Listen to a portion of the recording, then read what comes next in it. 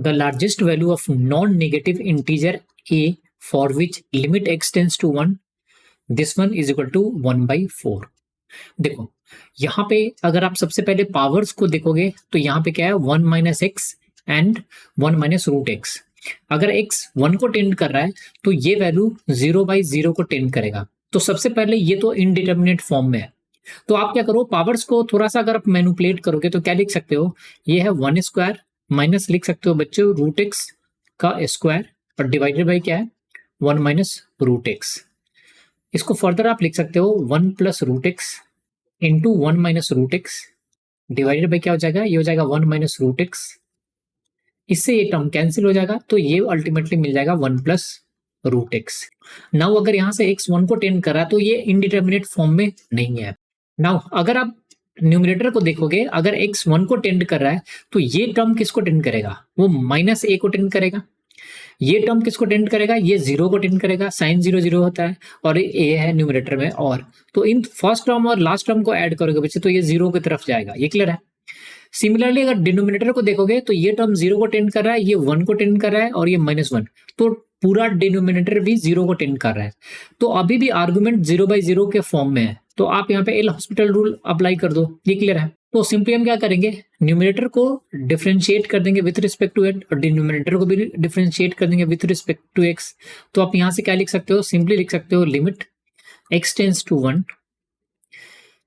X को differentiate करोगे तो सिंपली क्या मिलेगा, ये a मिलेगा, प्लस साइन को डिफरेंशिएट करोगे तो क्या मिल जाएगा, ये मिल जाएगा cos इंटू एक्स माइनस 1। ये क्लियर है। और आर्गुमेंट में x ही है तो उसका डिफरेंशिएशन 1 हो जाएगा और प्लस क्या मिल जाएगा, a का डिफरेंशिएशन 0 डिवाइडेड बाई यहाँ पे क्या मिल जाएगा बच्चों, ये 1। अगेन यहाँ पे साइन का डिफरेंशिएशन हो जाएगा cos, ये हो जाएगा x माइनस 1 एंड माइनस 0। ये क्लियर है। एंड टू दी पावर क्या था, टोटल टर्म है आपका 1 प्लस रूट एक्स।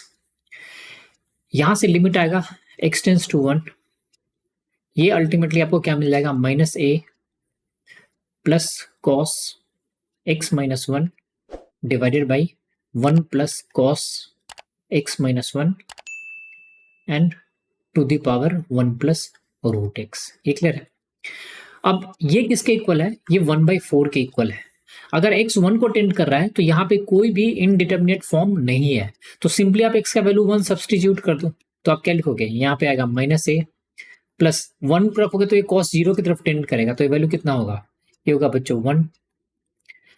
डिनोमिनेटर में क्या आ जाएगा 1 प्लस अगेन ये 1 की तरफ टेंड करेगा तो ये, और पावर में क्या हो जाएगा, ये पावर में हो जाएगा 2 और ये किसके इक्वल है बच्चों, 1/4 के। तो -a plus 1 divided by 2 is equal to क्या हो जाएगा 1/4 एंड टू दी पावर क्या हो जाएगा हाफ।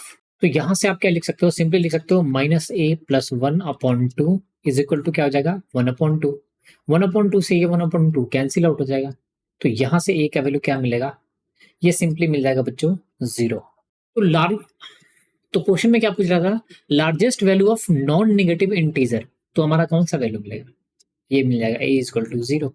So I hope आपको ये समझ में आ गया होगा। So thanks for watching the video. If you like the video, do subscribe the channel and share the channel with your friends.